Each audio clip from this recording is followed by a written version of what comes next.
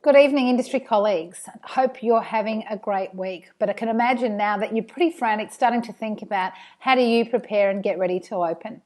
We know we've been fielding a lot of calls this week from people trying to understand how the guidelines do affect them individually.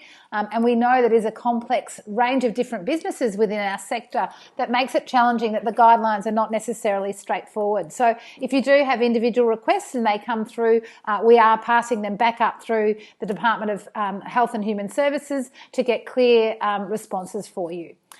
We thought we might just try and help with a bit of motivation in terms of some of the things that you might want to think about as you're moving into that preparedness for reopen. So we kind of think a bit of a quick step guide that you should be now thinking about: how do you prepare, how do you package, and of course, how do you promote? So firstly, in terms of preparation, the number one thing is really understanding what is your capacity to operate and how the guidelines are actually going to affect you. And that's really going through and having a look at your business, understanding the guidelines and saying, well, are there all elements of your business that can open? Are there some? How will you operate or change the way that you maybe have traditionally operated, but to support better social distancing and easier hygiene? What measures can you put in place to minimise contact with guests and customers, both for your own safety, but also to give confidence to consumers that we really are understanding the requirements that are in place? But whether or not things like how many people can you serve, and what are going to be your hours of operating and ways to, I suppose, get the best out of being open as a business. Secondly, of course, and probably the most complex, is really understanding the cleaning and hygiene requirements. And probably the one thing that I would suggest is to really think about whether you're doing that just to meet the basic guidelines.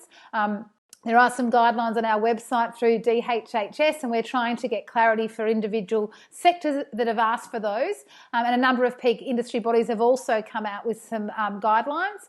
But secondly, there's also the opportunity to think about, do you see getting a more formal recognition, some form of accreditation, as a way of getting a bit of a competitive advantage and giving a greater level of confidence to your consumers or guests or customers?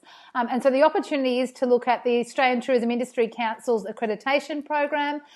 They run the Tourism Quality Framework, and they have waived fees until December 2020. So it might be worth going through the process and getting that formal accreditation, and almost thinking about that as a bit of a trial to see if it's something that would add value to your business later on. That does take a little bit of time, and we have tried to put some steps on the website to make it as easy as possible.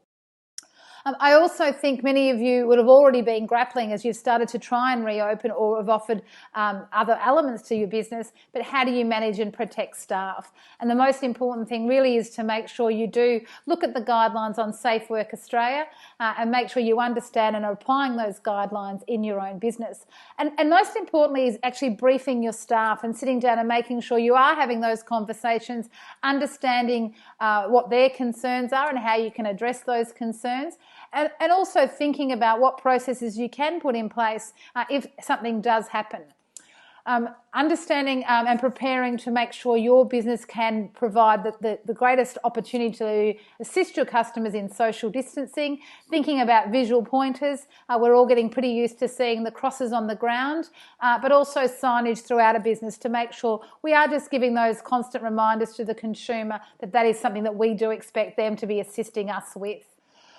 The next step I think is really important is make it as easy as possible for people to actually buy from you, and think about how you can package up.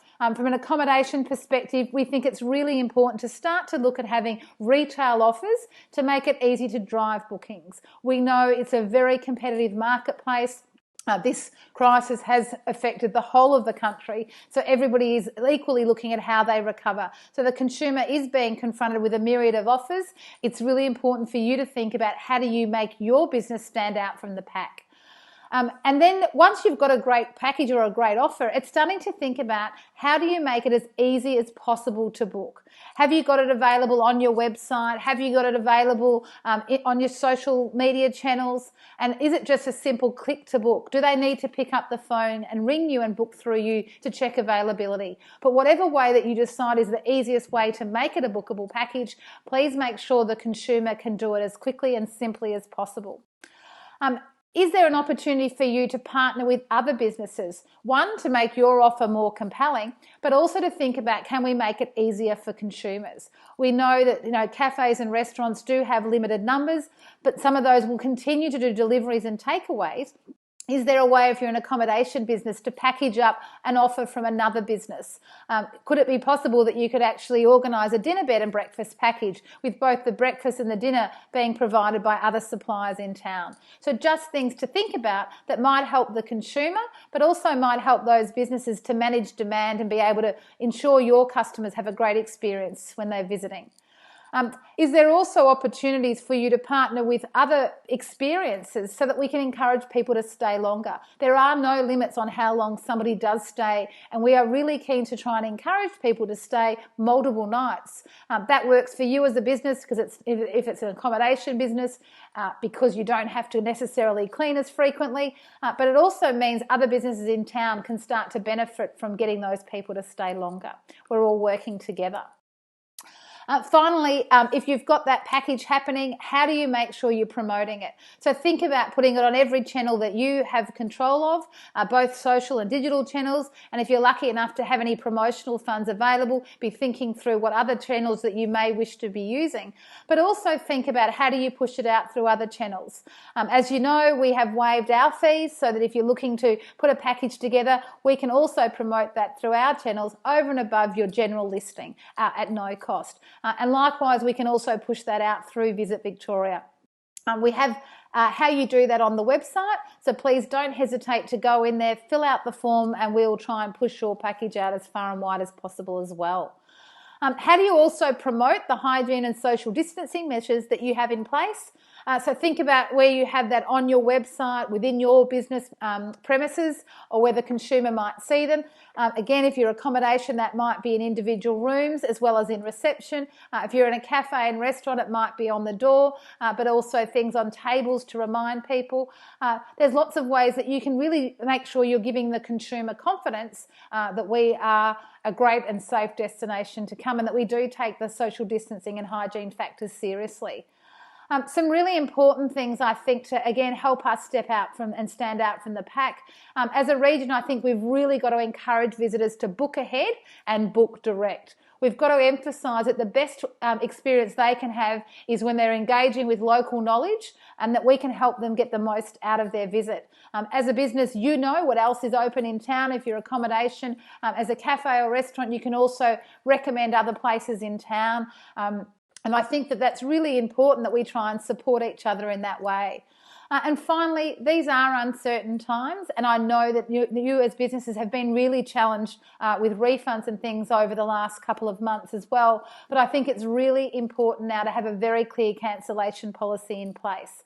It helps to build support and confidence with the consumer, but it also helps you that it's very clear, very transparent, and it minimises the angst that you're going to have dealing with consumers if in the worst case they do need to cancel. So some of these things are just some quick tips. The team here at Great Ocean Road is happy to talk to any of you that have some ideas or suggestions on how we can help you further. And if you are in an unusual business type and are not clear on the guidelines, please don't hesitate to get in touch, and we will do what we can to elevate your queries or concerns up through to the state government and get those responses for you.